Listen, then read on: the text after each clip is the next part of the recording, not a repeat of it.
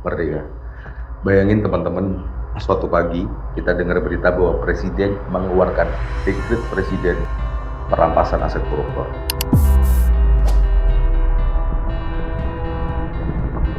Mengerti mana aset-aset yang milik rakyat, gue ngerti semua itu.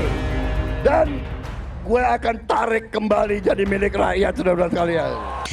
Nggak bisa, Pak. Nanti mereka nggak jadi lagi. Oh gitu. Ya, mungkin Pak Prabowo lupa, mungkin kita juga banyak yang tidak tahu bahwa ada satu kebijakan politik yang maha dahsyat yang hanya bisa dikeluarkan oleh presiden, yaitu dekret presiden. Bahkan saking sakralnya, dalam sejarah perjalanan bangsa hanya 2 kali dekret itu pernah dikeluarkan.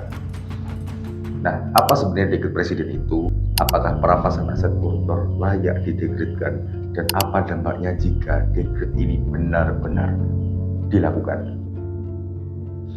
Kita akan bahas ini secara singkat dengan bahasa yang mudah dimengerti.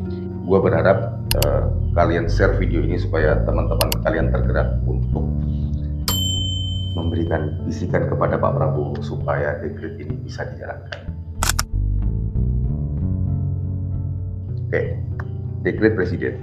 Dekret presiden adalah sebuah keputusan yang diambil presiden dalam keadaan darurat. Artinya ketika presiden mengumumkan dekret presiden, negara dalam keadaan tidak baik-baik saja.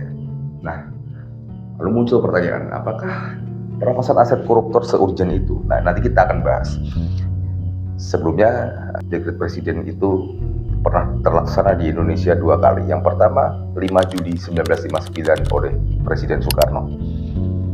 Waktu itu, Bung Karno merasa konstituante atau legislatif pada saat itu gagal dalam merumuskan undang-undang dasar yang baru, sehingga dekret dikeluarkan untuk mengembalikan ke Undang-Undang Dasar 45 dan membubarkan konstituante. Di sini kalian sadar bahwa dekret presiden jangankan merumuskan undang-undang perampasan aset, mengembalikan undang-undang dasar pun bisa. Nah, lalu dekret yang kedua itu terlaksana pada 23 Juli 2001 oleh Presiden Abdurrahman Wahid Gus Dur, yang isinya kurang lebih membekukan DPR, MPR, dan juga beberapa partai politik. Nah, dari 2 dekret dalam sejarah kita ada satu irisan yang sama, yaitu adalah ketidakmampuan legislatif dalam menyusun perundang-undangan yang berkaitan dengan hajat hidup orang banyak. Apa bedanya dengan hari ini ketika DPR sangat-sangat lamban dalam menyusun undang-undang perampasan aset? Yang kedua, apakah perampasan aset ini layak didekretkan? Seurgen apa? Sedarurat apa? Pasti kita tahu bahwa efek dari korupsi ini sangat-sangat merusak tatanan kebangsaan kita.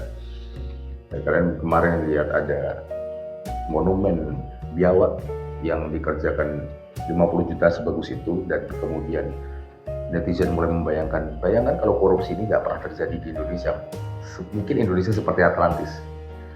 Nah, memang destruktif itulah korupsi yang sudah mengangkat di Republik ini. Tinggal perspektif atau kebijaksanaan presiden di sini diuji. Kemarin 1 Mei di peringatan Hari Buruh, Pak Prabowo dengan lantang, dengan suara tegas, membanggakan, berjanji untuk menarik kembali aset-aset yang dicuri oleh mereka-mereka yang berkorupsi. Apakah itu akan menjadi omon-omon saja atau ada langkah yang cukup ekstrim yang bisa dilakukan oleh Pak Prabowo, salah satunya melalui dekret? Dan mari kita simulasikan apabila dekret ini terlaksana. Berkaca dari dekret terakhir yang dilaksanakan oleh Gus Dur ketika menyerang DPR juga, dan hasilnya apa? Gagal. Gus Dur dimakzulkan oleh MPR DPR. Dan peluang ini juga ada ketika Pak Prabowo mengumumkan dekretnya. Namun yang menjadi pembeda adalah masyarakat sudah membahas tentang perampasan aset korupsi ini sudah dari lama, 2 tahun yang lalu, berlarut-larut hingga saat ini. Kemarahan, rasa jengkel terhadap perilaku korup yang sampai ribuan triliun itu berakumulasi.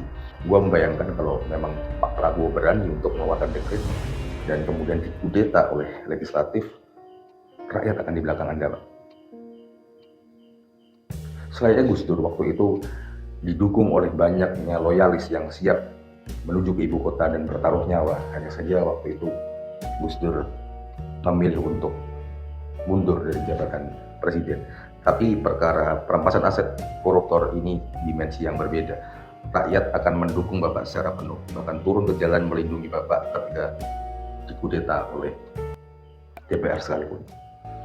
Tinggal kembali ke kebijakan, perspektif, dan juga political will dari seorang presiden. Apakah menganggap korupsi ini sesuatu yang krisis, darurat, dan juga apakah ada keberanian di luar dimensi kekuasaan, keinginanku berkuasa, yaitu dimensi berkontribusi untuk kemajuan bangsa.